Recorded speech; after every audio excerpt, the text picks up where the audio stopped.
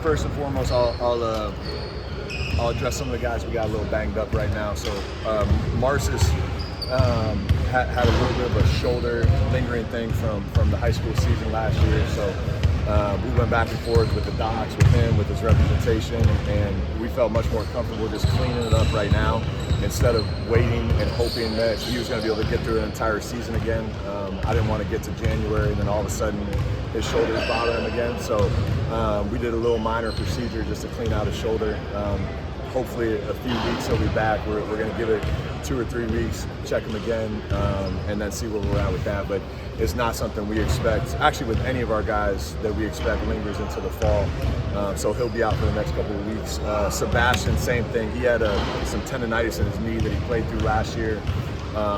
Going through the pre-draft process, it flared up on him a little bit again, so we're just dealing with that for the next probably 2 weeks, maybe 3. But he's able to get in here, work out, do individual, do almost everything we do except the live stuff. Colin is doing a great job return to play. He's fully cleared. Now he's in the return to play protocol, so he'll start going live against coaches this week, and then build back up into 5-on-5 against his teammates. And then obviously AJ is going to be out for the foreseeable future, but he's doing a great job with his rehab, treating it very seriously every day. And at some point, we're hopeful that we get him back at some point in the middle of this season. So from there, I'll open up to questions. You guys go ahead and shoot. The makeup of this team, getting these guys together for the first time officially, what did you see in the book? Yeah, we've been doing some individual workouts. I really like our talent level and our positional size. I think we got a little bit bigger at almost every position across the board. And I think these guys on an individual talent level basis, which doesn't always equate to winning, but just from a talent standpoint, I think we're in a really good spot. I like the way these guys work. Similar to last year's team, these guys are begging to get out of the gym. It's always a good problem when I have to kick them out of the gym instead of asking them to come more. That's a good issue to have. A lot of these guys work out together at 6 a.m. every morning voluntarily. Which is always a good sign for a new group to come together, organize that on their own. It's a great spot for a coach to feel about just the talent level. Obviously, we don't have everyone here, and I should have mentioned that too. Elise, coming from Italy, he should be here. I think his visa appointment's in the next couple of weeks, so he should be here at some point this summer, but he's still working through. It always gets tricky with visas. But he's fully into school. We have no issues academically. It's just a matter of getting his appointment at the embassy. So he should be over in the next few weeks. And then we're also, you heard it here, but we're gonna add one more player. We're gonna add one more young big, one more piece. We're sorting through with a lot of different agents right now, whether it be from Europe, from Asia. We're talking to a couple of people domestically that just didn't find a home in the portal. That we think we can add one more additional piece just for some front court depth. So, but overall, I feel really good about where we're at. Super sloppy. I expect it to be super sloppy as we learn. It's all new terminology for these guys. They're still learning how to work together. But just from a talent and size and athleticism standpoint, I feel really good about this group. How are you feeling yourself confidence-wise in starting year 2 as opposed to year 1 last year? Yeah, a lot better. I think last year everything was new across the board, and I made a lot of mistakes, and I knew I would.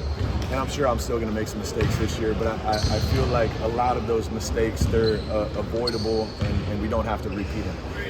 And I knew that going into it. I knew that our staff would do a great job, and they did a great job helping me and being honest of like, hey, there might be a better way to do things. So I'm really excited about year 2. I think we finished the season in a way that we have some momentum going in. We kind of have our culture identified, the way we want to work identified, how we want to practice, all of that, and then ultimately how we want to evaluate and bring in new talent. And I think we checked a lot of those boxes going into this season. This isn't something you guys did when you were playing, right? Y'all didn't have June practices like this. What benefit? It's got to be a great benefit, especially with a brand new team, to have these practices. And how long do you get to practice with them? Yeah, so we have 8 hours a week, and you can sort those 8 hours in the weight room and on the court. So a combination, we try to go about 2 hours a day for 4 days, and then we have a 5th day and the weekends, optional, totally voluntarily. If they want to come in and get shots, we have, young guys rebounding for them. But basically, right now we're going 4 days a week, 2 hours a day, which I think is a perfect happy medium of not doing too much work in the off season where they can still have some fresh legs going in the season, but you can lay a foundation for what you want to do. Back when, me and Kitch and those guys played, everything was voluntary. So pickup was player-led, workouts were player-led. The coaches literally could not get on the court with us. I think just for the products, for these guys, we want to claim everything's about the student athlete. Well, we should help the student athletes get as good as they can at basketball, within reason. You don't want to be working them 5 hours a day right now. So I think just that expansion has been really good for these guys, and really gives you a head start going into the year. Brandon and JD are both former, their dads are both former NBA players. What have you seen from them so far? Yeah, I love players that have parents that played at any level, just because there usually is at minimum a foundation of how to work and how to respond when something bad happens. A lot of what we have to ingrain in these kids is like something bad's going to happen, whether it's in a drill, in a practice, in a game. What's up, buddy? You want to say hi? Come on up. All right. But with those guys, and hopefully he's one of them at some point, with those guys that have parents that played at any level, usually they can pick things up a little bit quicker. They know how to work. They know how to respond when bad things happen. And so the learning curve is a little bit shorter. You guys saw a glimpse of Brandon today, just how special he can be. I think he was one of the best shooters in high school basketball last year.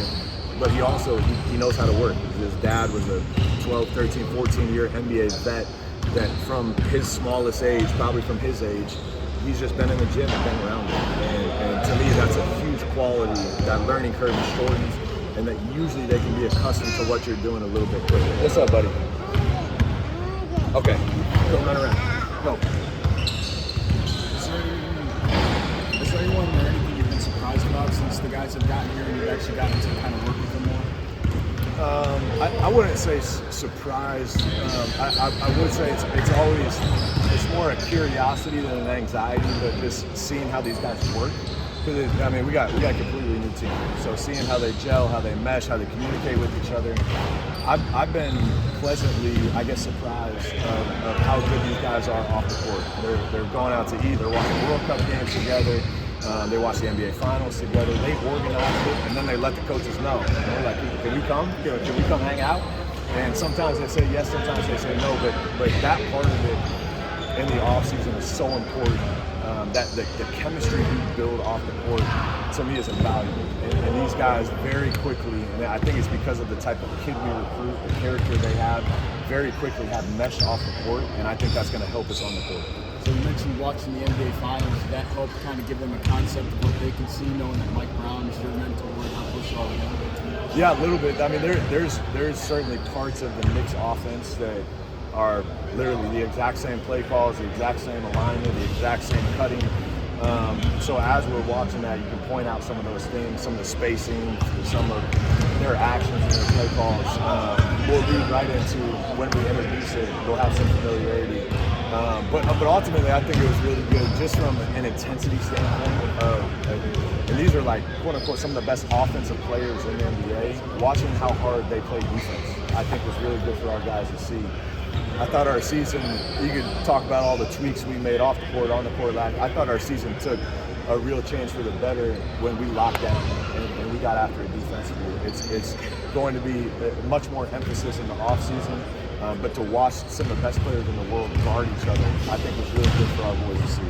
What has been your impression of the Robinson brothers coming in situated with the situation like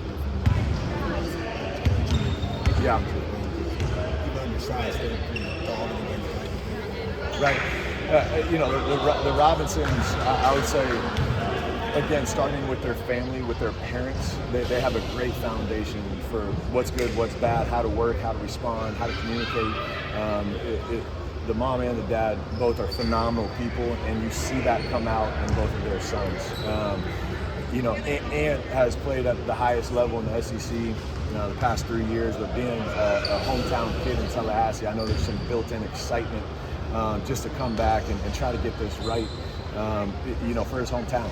And individually, he's a phenomenal player. But what I'm most excited about for both of them, Amari and Ant, is the way they lead, just the way they carry themselves, the way they communicate. They couldn't be better if I asked them to be better, just in terms of their preparation, their daily, the way they walk into a gym. There's a presence to them, which I think you can't have enough of those guys on your roster. I think you have more coaches than last year. You definitely have a lot of guys with Florida State connections on this coaching staff.